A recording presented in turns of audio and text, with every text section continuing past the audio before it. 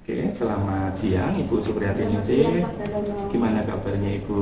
Alhamdulillah Ya, sehat. terima kasih Ibu. Mohon maaf mengganggu waktunya sebentar.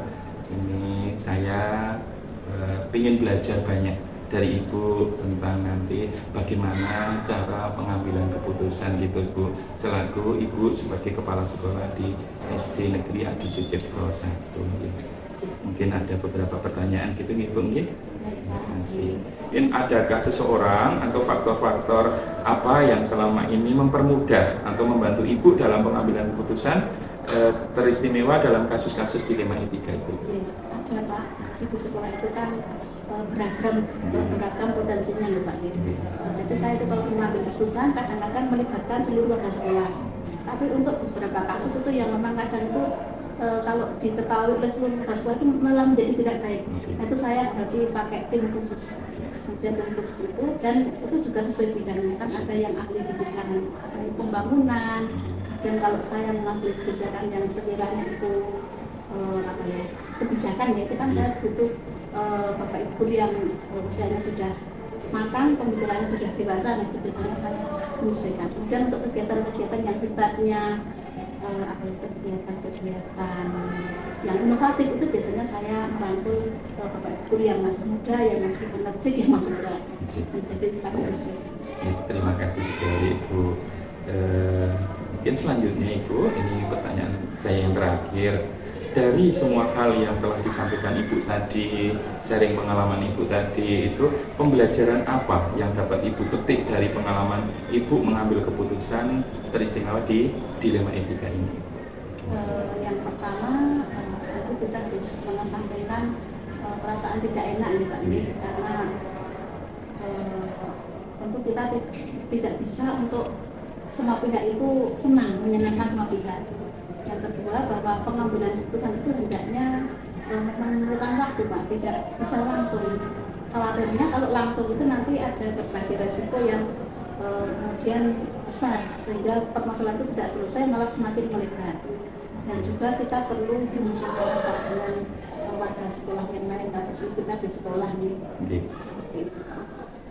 Terima kasih sekali Bu, banyak hal yang sudah Ibu sampaikan dan ini tentu sangat berguna bagi saya Ibu. Nanti terutama pengalaman-pengalaman Ibu ini semoga bisa menjadi inspirasi dan juga menjadi contoh dan juga sebagai gambaran nanti dimana kalau saya akan menghadapi suatu permasalahan dan harus mengambil keputusan mencari keputusan yang tepat itu, terutama yang ada di dilema etika gitu Bu. Mungkin biar saya bisa memberikan teladan ini. Makasih Ibu atas teladannya, atas sharingnya. Semoga ini bisa bermanfaat bagi saya, terlebih nanti kelanjutan dari sekolah dan juga anak didik kita Ibu. Itu makasih sekali. Amin Ibu, sehat selalu, matur nuwun Ibu. Siang Miss Vivit, mohon maaf mengganggu waktunya Miss. Ini saya pengen belajar banyak Miss tentang pengambilan keputusan. Mungkin saya butuh waktu sebentar untuk berwawancara dengan Miss Vivit begitu Miss. Mungkin ini Miss, selama ini Miss Vivit dapat mengidentifikasi kasus-kasus yang merupakan dilema etika atau bujukan moral, itu bagaimana Miss? Pertama, yang pasti setiap ada permasalahan itu harus mencari inti permasalahannya Kak. Jadi apa ini permasalahannya tentang apa, itu nanti baru kita bisa merumuskan solusi dari inti permasalahan itu. Oke, terima kasih Miss Vivit. Mungkin selama ini Miss Vivit kan menjalankan pengambilan keputusan di SMA Agama ini, terutama untuk kasus-kasus di mana ada dua kepentingan yang sama-sama benar atau sama-sama mengandung nilai kebajikan. Mungkin bisa cerita atau mungkin sharing begitu Miss? Untuk permasalahan yang seperti itu biasanya yang pertama ya tadi, jadi kita harus lihat dulu ini permasalahannya intinya apa, kemudian berusaha untuk mencari solusi yang tidak merugikan kedua belah pihak. Jadi misalnya seperti kasus yang hari ini terjadi, jadi ada wacana bahwa hari ini itu ada demo demo di persis di jalan depan sekolah gitu, dan dikhawatirkan demo ini akan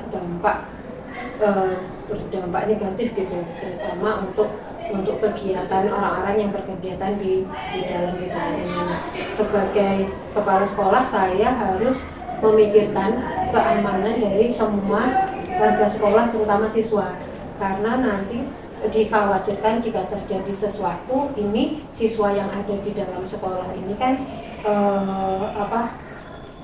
tanggung jawab adalah tanggung jawab sekolah gitu, untuk keamanannya, dan tanggung jawab juga kita ke orang tua. Jadi supaya tidak terjadi sesuatu, untuk mencegah, mengantisipasi sesuatu yang nanti akan negatif, jadi sekolah memutuskan untuk memulangkan siswa lebih awal sebelum kegiatan demo berlangsung. Dan kita juga sudah meminta petunjuk dari pengawas sekolah, apabila nanti kita memulangkan siswa lebih awal itu diperbolehkan atau tidak. Dan memang itu adalah kebijakan sekolah, karena kita lihat juga nanti takutnya ada hal yang mengganggu keamanan siswa. Jadi ya kita putuskan bahwa untuk hari ini kita memulangkan siswa lebih awal demi keamanan dari semua siswa. Ya, terima kasih Miss, biar nanti juga untuk perjalanan juga bisa ya, anak-anak nggak terganggu ya, dan kita juga demi keamanan terutama. Gitu. Ya, mungkin berikutnya Miss, langkah-langkah atau prosedur seperti apa yang bisa Miss Ivit lakukan selama ini? Untuk setiap masalah yang terjadi di sekolah, yang pertama adalah menentukan permasalahannya, memetakan ini permasalahannya apa. Kemudian yang kedua adalah menentukan kira-kira apa saja solusi dari setiap masalah ini. Jadi setelah tahu ini masalahnya tentang apa, kemudian kita bisa merumuskan solusi permasalahan. Kemudian dari solusi itu nanti dilihat dampaknya. Jadi istilahnya untung ruginya bagi sekolah gitu ya. Jadi setiap solusi yang kita rumuskan itu seminimal mungkin dampak kerugiannya itu sedikit terhadap sekolah, seperti itu. Kemudian juga setelah kita menimbang apa saja nanti dampak terhadap sekolah, baru kemudian yang terakhir adalah memutuskan solusinya. Ya, terima kasih sekali Miss. Hal-hal apa saja ya Miss yang selama ini mungkin Miss Ivit anggap efektif dalam pengambilan keputusan pada kasus-kasus dilema etika? Semua permasalahan harus berorientasi, yang pertama itu adalah berorientasi pada kepentingan siswa, karena sekolah utamanya adalah siswanya. Jadi semua solusi dari setiap permasalahan itu orientasi awalnya adalah kepentingan dari siswa, tidak merugikan siswa dan orang tua. Itu cocok ya, berpusat pada siswa dengan siswanya. Oke, terima kasih Mas. Mungkin hal-hal apa saja yang selama ini merupakan tantangan dalam pengambilan keputusan pada kasus-kasus dilema etika itu? Tantangannya ya itu, karena banyak permasalahan itu yang kadang-kadang harus pasti ada dampak gitu. Nah, tantangannya adalah berusaha meminimalisir dampaknya. Jadi kita setiap ada permasalahan usahakan bahwa kerugian yang akan ditimbulkan dari permasalahan itu sangat sedikit, seperti itu Pak. Jadi memutuskan sesuatu itu ya tantangannya itu. Jadi memutuskan sesuatu yang benar untuk solusi dari permasalahan itu. Terima kasih Miss Ivit. Mungkin selanjutnya, apakah Miss Ivit ini memiliki sebuah tata kelola atau jadwal tertentu dalam sebuah penyelesaian kasus dilema etika? Apakah Miss Ivit ini langsung menyelesaikan di tempat atau memiliki sebuah jadwal untuk menyelesaikan dulu, terus bentuk atau prosedurnya itu kira-kira seperti apa? Untuk penyelesaian untuk sebagian besar masalah itu sesuai dengan kejadian, jadi memang tidak ada jadwal tertentu.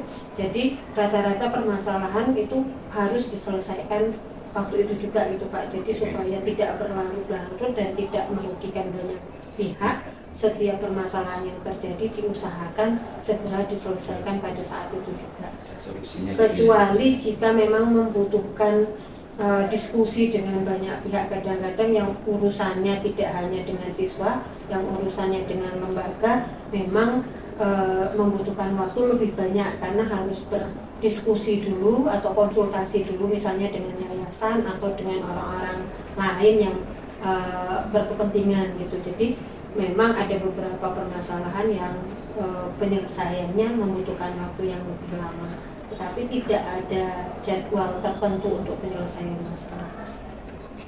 Terima kasih Miss.